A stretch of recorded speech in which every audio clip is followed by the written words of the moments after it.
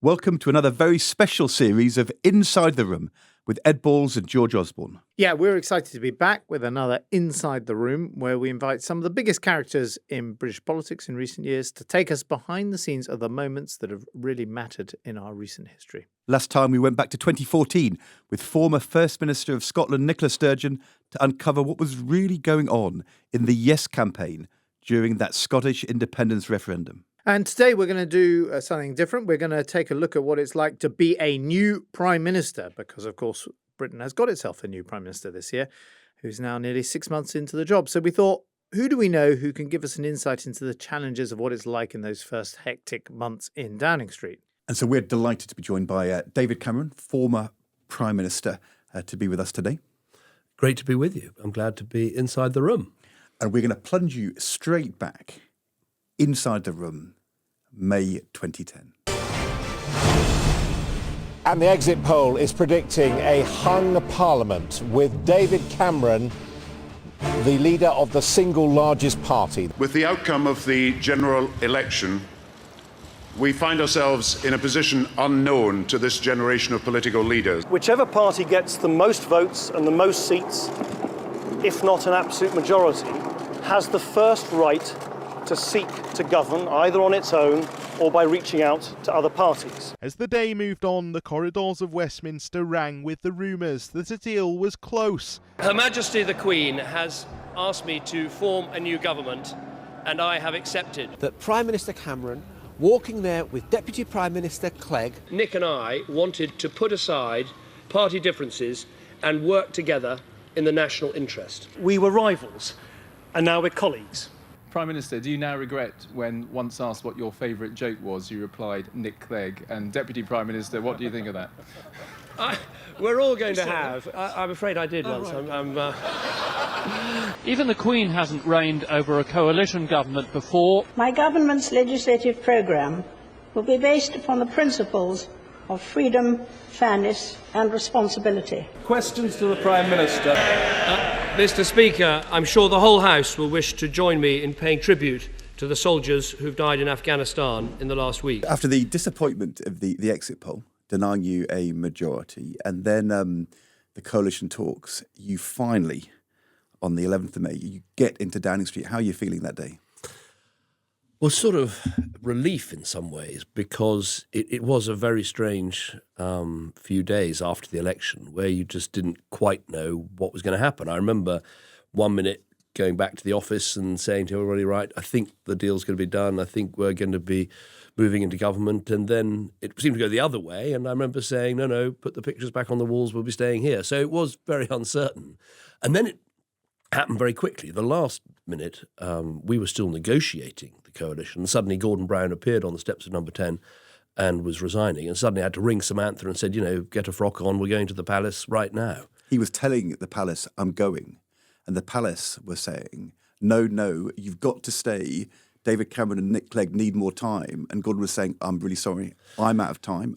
I'm done. Now, I feel great sympathy with that, not least because I've been saying that, he shouldn't cling on, and we'd won the election. As far as I was concerned, we'd, got over 300 seats or whatever it was, and we're clearly the leader. And so there was this sort of slight sense of relief that, it was, the waiting was over. And then this very strange meeting with Her Majesty the Queen, because, we hadn't finished negotiating. And so I said, I'd be delighted to form a government, but I can't tell you right now what sort of government it's going to be. I hope it's going to be a coalition government. And the Queen sort of saying, well, perhaps you'll come back and tell me when you've sorted it out. And I sort of thought as I left Buckingham Palace, I was like, but she's never had that conversation before. Obviously, neither had I.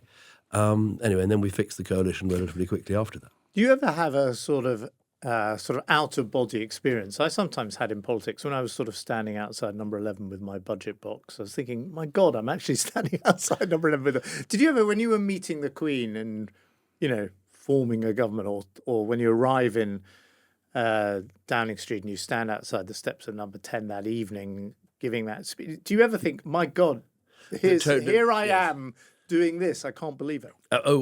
That whole day I felt like that, particularly getting in the car and going up the Mall to Buckingham Palace. That is you can't, although you've tried for 5 years to get into the position, being leader of the opposition, where you're going to be prime minister, you can't actually believe it's happening, and it is rather an out-of-body experience. And you almost want to sort of push pause on the video of life so you could sort of step outside and have a look at what you're doing. You can't really believe it.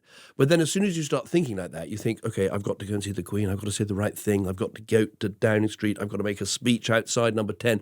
You sort of kick back into, I mustn't screw this up, I've got to get this right. So you stop sort of thinking about this out-of-body experience. Although things were in turmoil compared to how you must have expected. You know, I've always thought that if you are leader of the opposition, that you will spend some months before the general election thinking, if I win, what words am I going to use in Downing Street? And, you know, we all remember Margaret Thatcher quoting the prayer of Francis of Assisi. But for you, I guess, if you had written your words, suddenly they weren't really the right words anymore because you had this coalition to deal with. Yes, I think that's right. I mean, I think the counter to that is, you know, I've been leader of the opposition for 5 years, and you know, when you're leader of the opposition, of course, every day you're waking up thinking, how do I, you know, beat Tony Blair at Prime Minister's Questions, or how do I... But also, you're having to think, what would I actually do? What is the plan? What will we try and get fixed? So you've got a whole set of things you want to get done, even if you haven't fixed the words you'd say outside number 10, because you're quite suspicious, quite superstitious about that sort of thing. You've thought a lot about the other things you want to do. Do you think there's also a kind of extraordinary brutality, I remember, of coming into number 10 that evening, and we actually sort of gathered initially in the area of number 12 Downing Street, where Gordon Brown had been located. And there were lots of people there, civil servants, who had just been with Gordon. And then there were also empty seats where, Ed, you had been. And the odd thing about that day is we were all in that building.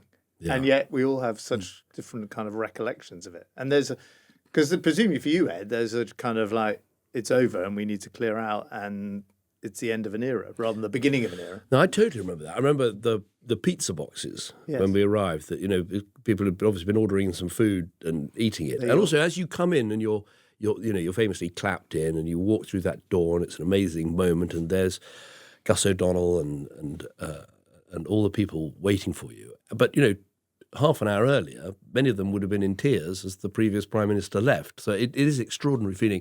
And I remember, you're right, going into the bit where I think Gordon sat in number 12 in a sort of horseshoe arrangement, and going in there and you know, you could almost sense that just a few short minutes ago had been occupied by a completely different team of people. It's true. How did it feel for you, Ed? Well, I went straight off and did media. And if you remember, there was those amazing pictures of him with Sarah and the two boys walking down Downing Street. And that was the first time they had ever allowed the children to be seen in public. And, you know, you kind of looked at it and thought, you know, if only he'd shown a bit more of that humanity. But we'd all sat around for hours before. We'd all been summoned over, and it was a kind of very strange gathering of people, because Alistair Campbell and Peter Mandelson, people who at different times had been kind of rivals or where there'd been tension, everybody was actually together. And it was this sort of wake, and we all told Gordon's old jokes because we had to fill the time because we were waiting for your talks to get on. And Nick Clegg was on the phone with Gordon, and we all listened to these calls. But in the end, you know, everybody, I think, knew it was done, it was over, it was gone, and it was just a matter of time, and we all wanted to get out. And I think it was Nick Clegg that wanted more time, because, of course, he knew that he wanted to get as many details of the deal done before I'd actually become Prime Minister. But I would like to ask you about your mindset, because, you know, you famously said, you know, when asked whether you were ready or why you wanted to be Prime Minister, you said, well, because I'd be good at it. I never said that, actually. It's one of those famous things. It was a Charles Moore interview, I think, in the Telegraph. And it's one of those ones where at the end of it, he posits that that's my view. And then it was repeated forevermore that I'd actually said that. But I don't think I ever said those words. It's a truth. I mean, you know, well, in the end, that's very kind of you to say. It's been written down too many times. I mean, there was this view that, you know, your family, your upbringing, your schooling, your education, you know, being a Conservative, you kind of were ready to govern, that you thought you I never govern. felt like that. I mean, in many ways, hopefully George will back me up on this. I felt slightly like the outsider because, of course, in the Tory party, in the leadership election in 2005, I was the least experienced, much the youngest, and much the rank outsider in the contest. The rank outsider and also the moderniser, the person who's saying, no, all these things are going to have to change. So I always, my mindset was much more, I want to change the Conservative Party because it's not doing a decent job being a proper opposition and challenging for government. And if that works, then there's a chance of coming to David. David, you also had a. I mean, throughout your time, you had a. I mean this in the best sense of the word. A ruthless streak, which was here's the opportunity. Here's the opportunity for me to become the leader of the Conservative Party. Here's the opportunity to destroy Gordon Brown. Here's the opportunity to do the deal with Clegg to get myself into number 10. And then you're there. No, I'm not. I accept that you have to have a ruthless streak in politics. Are you feeling at ease? I suppose the very first moments you walk through the door, quite a lot is done to sort of make you feel a bit at ease. The welcome from the cabinet secretary. He passes you the phone. It's Barack Obama on the telephone going, I remember exactly what he said. Well done, David. Enjoyed this moment. It's all downhill from here. So thank you very much, Barack. That's very kind of you. And so the first moments, and then obviously, seeing George and William Hague, because we were such a tight team, the three of us. And I've still got that sort of picture. We've all got a photo, yes, which actually is in your biography, but autobiography. But we all have that photo at home. So the three very of us first looking moments, exhausted but elated. Exhausted but elated. So the very first moments, I don't think at ease is the right sense, but there's a sort of sense of, the relief. I think there was a relief. I think it was a sense of relief, and then of course the kind of work has to begin, and you have to kind of. The pizza boxes are pushed out the way and you've got to get on with forming your cabinet and everything else. But you're in this coalition. And I went back and read your biography again. Of course, I'd read it previously, but I read it again. Well, you beat my wife on that one. Well done. And what came over to me in your account of those days and up to the Rose Garden is that there is an enthusiasm for the coalition and for being with Nick Clegg. And I was thinking to myself, is David Cameron making the best of it? Is he like a brilliant performer? Or is there a part of him which is thinking, the Tory party is a bit of a nightmare and I had to make some compromises in 2005, but actually this coalition might be quite helpful to me because it's going to push me to the centre ground. I know I'm going to disappoint a few colleagues, but on the other hand, is this actually a better outcome for David Cameron than a majority Tory government? I wasn't thinking that. I was thinking, we're in these circumstances where, of course, what was going on outside was there was a sort of economic meltdown going on in Greece. There were riots on the streets. There was this sense of sort of economic jeopardy. And I sensed that actually, I did make an active choice. We missed out the bit straight after the election where I make the big, generous, open, comprehensive offer or whatever it was to the Liberal Democrats because I sensed that the country would actually needed a strong, stable government that could last a full 5-year term, and that meant a coalition. So while there were some people saying, why not just hold on, you will be the Prime Minister, it will be a minority administration, you govern for a while, then you call an election. I thought that was just not what the country needed. It wasn't, I didn't feel it sat right with me. And so I wasn't sort of thinking, great, I don't have to do lots of things Conservatives want to do. I'm a very core Conservative by nature, but I could see the advantages of a stable government with a majority. Do you think? I think, and also I think credit to Nick Clegg. I found him easy to get on with. I think we had formed not a friendship, but in some ways, in opposition, we'd often been sort of pushed into a corner, sometimes by Gordon Brown over something like expenses or whatever, where we'd begun to build a bit of a relationship. And if it hadn't been for Europe, Nick Clegg would have been a core Conservative like you. He wasn't really a Liberal Democrat. Well, you'll have to get Nick on your podcast to have that discussion. I think he is. Actually, I think he's a classical Liberal. And he's quite anti-Tory in a number of ways. But obviously Europe was probably the biggest. But George is a bit of a classical Liberal in that sense. Yeah. And, it worked out both for me and Clegg, although I'm not president of Meta these days. What about... I think there's such a difference between a Prime Minister who... has just been Chancellor of the Exchequer or just been Home Secretary, as we've had in a recent string of Prime Ministers, like Theresa May, Rishi Sunak, and so on. And a Prime Minister who's been opposition leader for years, of which there are so few in my lifetime. Yeah. And currently, only Tony Blair, you and Keir Starmer are alive to tell that story. Because it seems to me so much of the job of a Prime Minister, having observed the role really close up, is something that an opposition leader also has to do. They have to, I they have to agree with that lead a completely. party, they have to form a team, their I think it's a good personality apprenticeship. shapes There's no really good training for the job, but it is a good apprenticeship because of all the things you say. You've got to be able to do that sort of multifaceted job of dealing with backbenchers, performing at Prime Minister's questions, chairing a cabinet, dealing with international leaders, trying to make sure you're making progress across all the different policy fronts. So you've got a little bit of expertise in all of them. And I think so. I think you're thinking all the time about what would I do if I was Prime Minister? What team would I have? What civil servants would I need? What sort of advisors are we going to have? You're thinking about those things. So I think it is a good preparation.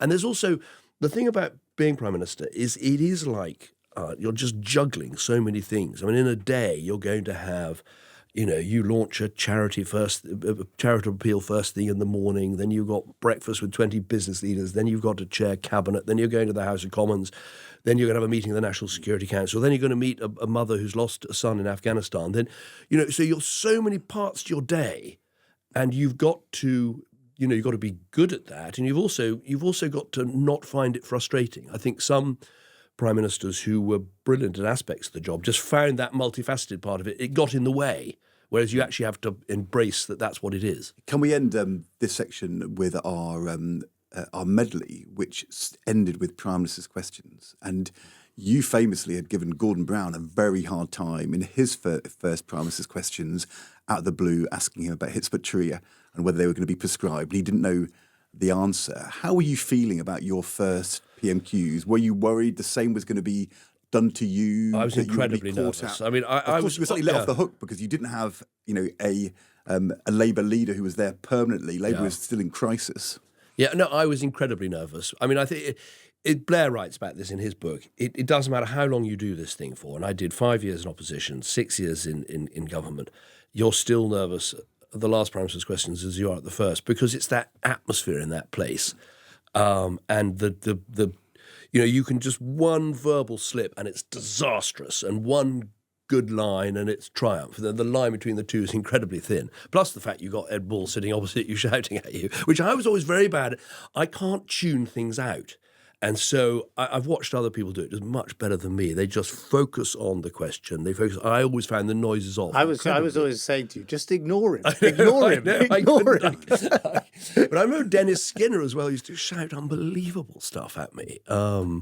And I just always found it, I found it quite difficult to phase it out. Dennis Skinner would have practiced whatever he shouted at you in the mirror for a good 3 hours. Are you saying you never did that? No. Can I just ask, look, before we move on to the actual events that started to shape those first few months as Prime Minister, tell us some sort of things that Ed and I have both been in the cabinet, but obviously not Prime Minister. Tell us some real prime ministerial things. The spies come to see you. Do they tell you about foreign operations? It's now known that a Prime Minister has to write letters to the captains of the Trident submarines in case they can't contact Britain in a nuclear war. What are the sort of the real sort of things that only a Prime Minister gets told about in those first few days? Well, first there are the intelligence briefings, and so you've got MI5, you've got the domestic security, you've got MI6, the Foreign Service, you've got GCHQ.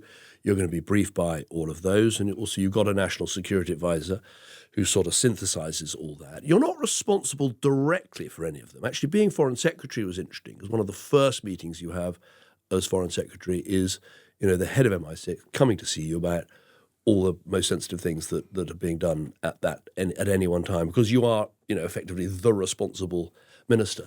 So the security briefing. So a Prime Minister didn't get that. You do, but not in quite the granular detail. Because of course, as Foreign Secretary, you're signing warrants for GCHQ about telephone interceptions and things like that. You're signing warrants for MI6 for the things that they do. Whereas the Prime Minister has overall responsibility. So you get very important security briefings. But I think the letters of last resort is probably the moment it really comes home to you. So a senior naval officer comes to see you, and they install in your study in Downing Street a shredder, because they're going to bring you a whole set of draft letters on the instructions that you would give to our nuclear-powered, nuclear-armed submarines in the event that Britain is attacked, and contact is lost between Britain and the submarines about what they should do. That's why they're called letters of the last resort. I think lots of people listening to you would just think that is just an enormous responsibility for one person to bear, and they'll wonder how you manage to ever relax, to sleep at night, because the truth is, in you is embodied huge personal responsibility. No, it is a very chilling moment. You have plenty of time to think about it. You can talk to other people. I spoke to John Major, which was helpful because I wanted to sort of understand how he had approached it. And then ultimately you have to make your decision, and you either select one of the letters or draft one yourself, and then, put it in an envelope and then the officer comes back in and you hand him your letter, and all the other bits of paper in the room are shredded so no one knows what you wrote. You and then, seal of course, the your letter. You seal the letter yourself. Right. So no one ever knows. So no one ever knows. And I actually, as Prime Minister, rather foolishly agreed to be lowered out of a helicopter onto a moving Trident submarine, landed on the deck, went into the submarine and was shown the safe where my letter was. And it's one of the lots of things I was sad about on leaving being Prime Minister. But one thing you're sort of slightly rude about, your letter is then destroyed and no one ever sees it. And a new letter written by Theresa May will go into that safe in that submarine. And you didn't get your iPhone out and take a quick picture before you seal the envelope? I didn't. I did have an iPhone, I think, by that stage. But actually, it's worth remembering when I became leader of the Conservative Party in 2005, the iPhone hadn't been invented. We are talking here about kind of, I know. quite a I think maybe long time ago. We may all have been quite lucky in missing missing the social media revolution. And WhatsApp. We should move on, because there's one thing which struck me a moment ago, which is the difference between being in opposition and in government as a leader, which is in opposition, you have what you say. Yeah. But when you get into government, whatever you say, what actually happens and the events which happen around you, those are the things which define your time in Downing Street. And we're going to move on to events now. Chief Treasury Secretary David Laws has apologised after it emerged that he had channelled more than £40,000 of taxpayers' money to his long-term partner. David Laws has taken a very painful decision today. It was his decision and his decision alone, and I have great respect for the dignity with which he's acted today. I have therefore today spoken to the Prime Minister and to the Deputy Prime Minister to inform them of my decision to stand down from my role as Chief Secretary with immediate effect. Police were called to Whitehaven at 10:35 this morning after shots were fired by a man.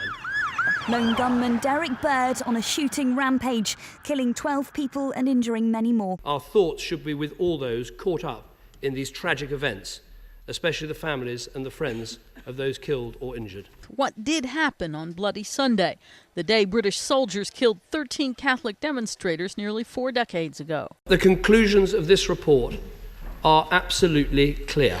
What happened on Bloody Sunday was both unjustified and unjustifiable.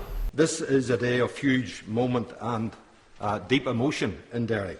The people of my city didn't just live through Bloody Sunday, they have lived with it since.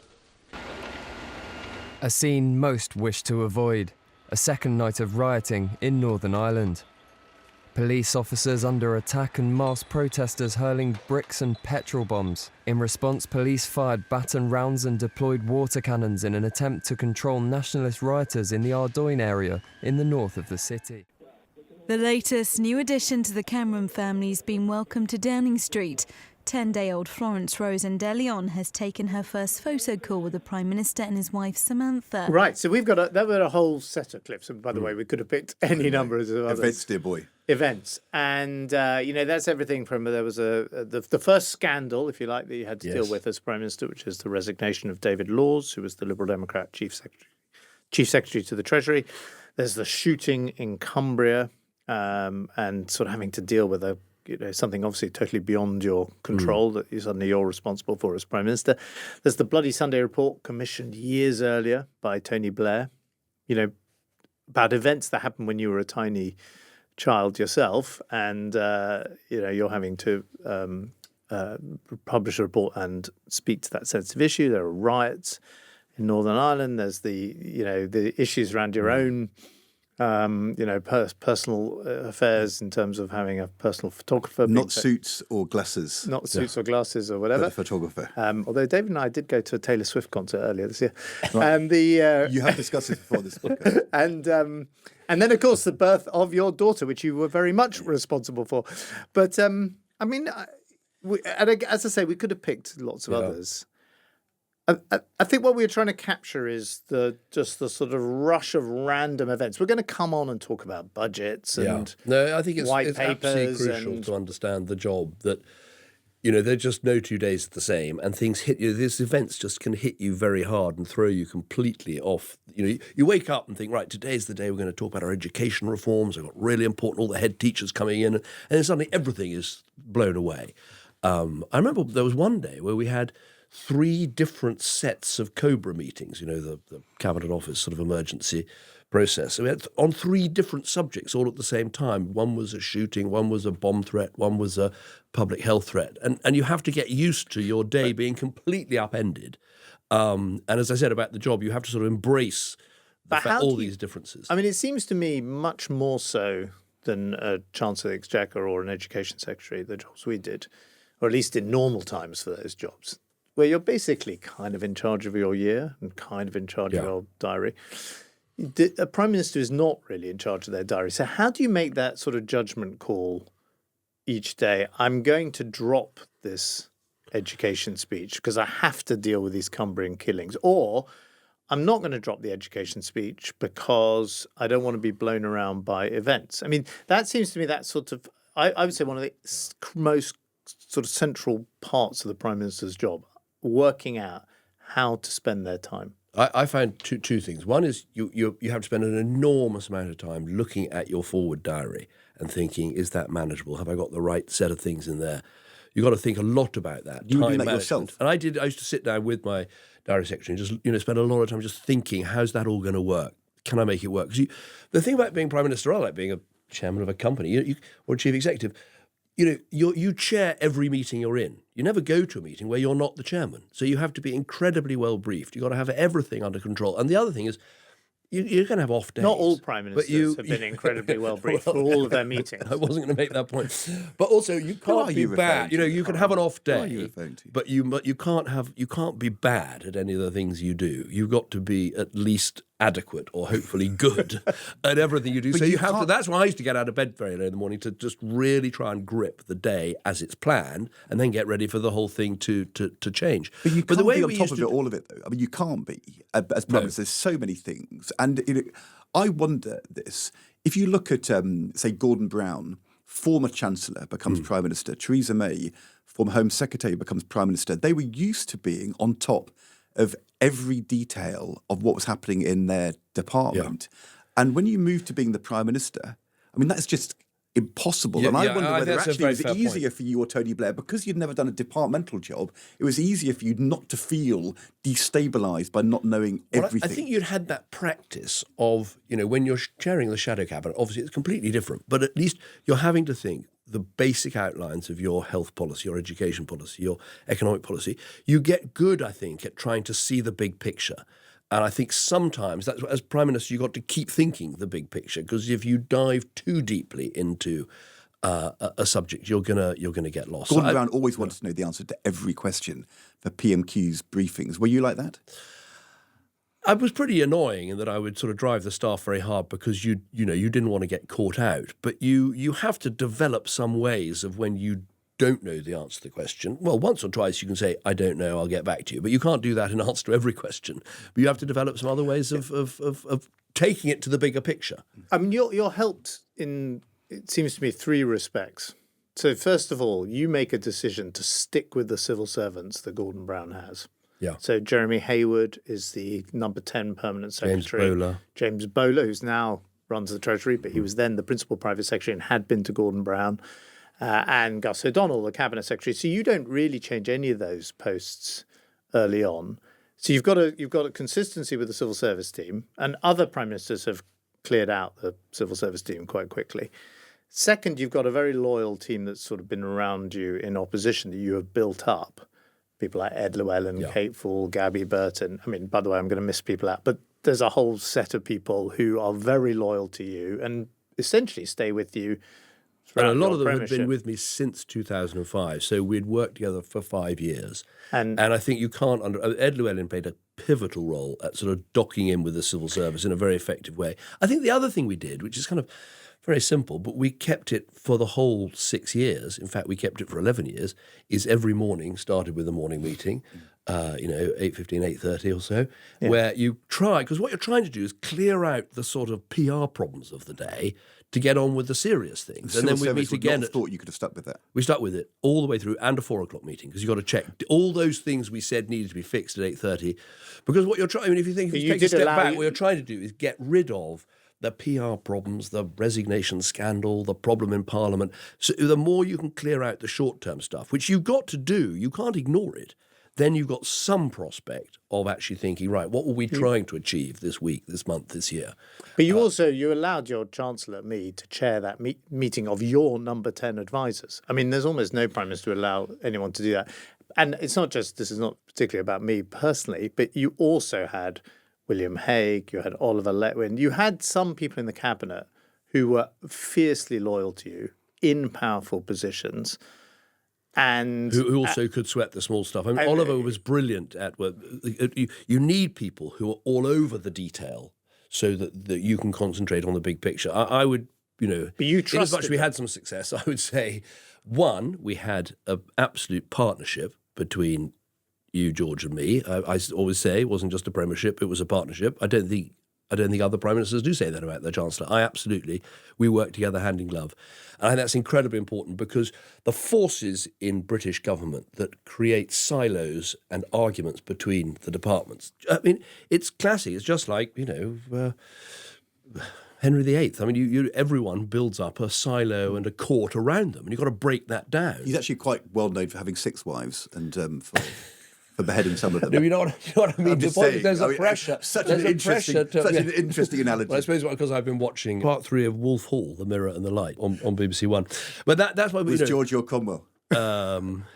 I think there's quite a lot of people who read that book, if you've been in politics, who fancy themselves as Cromwell.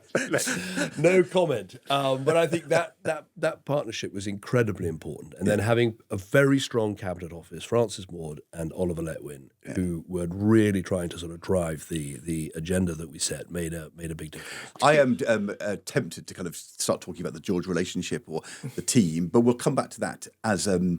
events unfold over our next 2 episodes. But just on being Prime Minister, I think people were really interested to know, because George has made a reference to this on our podcast a couple of times over the last year. You assume, if you are an outsider, the Prime Minister must know what's going on. There must be people telling him what the truth is, police reports, intelligence reports, your network around the world. Whereas George says sometimes... you have to watch the telly to find out what is going on. Yeah. Maybe partly because the officials don't want to tell you a truth unless they are sure. How often did you feel that you didn't quite know what the hell was going on? Oh, I often found that you, switching on the television, particularly in a fast-moving situation, because, of course, look, the officials are going to tell you everything, but they want to bring all the information together at the Cobra meeting at 2 o'clock, and that's when they're going to bring you up to date. But sometimes you really want to know in the meantime what exactly is happening. I remember with respect to the Libyan operation, that, often I found watching either Sky or, in fact, Al Jazeera, who had correspondents right up on the front line, before I went into the Cobra meeting, meant that I was, possibly more up to date than the generals who were coming to brief me. And that was very important. Sam Kiley at Sky was a sort of, important member of the team. Do you think, before we move on from this section, because we won't, I don't think, come back to it, just how does a Prime Minister handle 2 types of scandal? So there's the scandal of a member of your cabinet. And in your autobiography, you said you thought that Tony Blair sometimes hit the kind of ejector button too soon. But in the case we had David Laws, but of course there were other resignations over your time as Prime Minister, you do have to kind of hit the eject button, and you have to sacrifice someone's entire career and life, or that's how it feels at the moment. Sometimes it's really obvious. Sometimes it's really obvious, and there's just no choice. It's bang to rights, and you've got to act quickly and be seen to act quickly. I felt that sometimes Tony Blair was too much. It was the next deadline, and the person had to go by then, and I thought that wasn't fair. I think you got to give someone a chance of trying to prove that there is a defence for what they've done. And I remember with the case of Liam Fox, I definitely gave him some time to try and do that.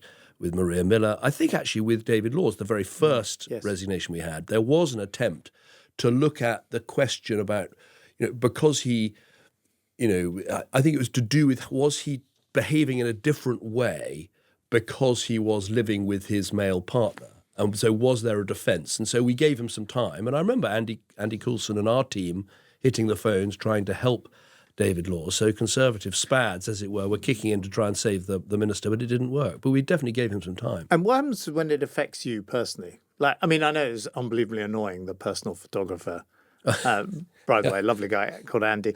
But well, I noticed the thing that changed when I went back into government as Foreign Secretary. Like, everyone's got a photographer now, and they're all employed by the government. And actually, if you want to have proper social media, you do need to have someone. So you were ahead you're of right. your time. No, I totally caved in to press pressure, and poor Andy Parsons, who was the photographer, had to be, removed. I'm not really asking about. But I did actually. I sort of thought it was one of those ones we just thought we're getting attacked, we've got to change it. But in fact, actually, it's perfect. I mean, prime ministers ought to have, and ministers ought to have some sort of photographic record, not least because you're trying to put stuff out on social media to explain what you're doing. I've obviously touched the wrong about talking about. No, but it's more a point like when something affects you. Yeah. Who tells you? You know what, Prime Minister, or you know what, David? This is a problem. About you, your family, or whatever. I had good people like that. So Ed Llewellyn was very good, Andy Coulson, and then Craig Oliver. I mean, Craig was brilliant. I mean, he'd come and sit in my room and say, look, I know you feel you're not being treated fairly, but look, let me tell you how this is. He was always very good at saying, let me tell you how this is going to go. And he'd literally describe the next day's newspapers, the day after that, the news at the weekend. And he could tell how things were going to unfold. And so you'd come to the conclusion, okay, we better just... But if you have an issue about, I don't know, say about tickets or suits or spectacles or anything like that, as Prime Minister, do you think Prime Ministers sit there thinking, how did this happen? Who decided this? Why wasn't I told?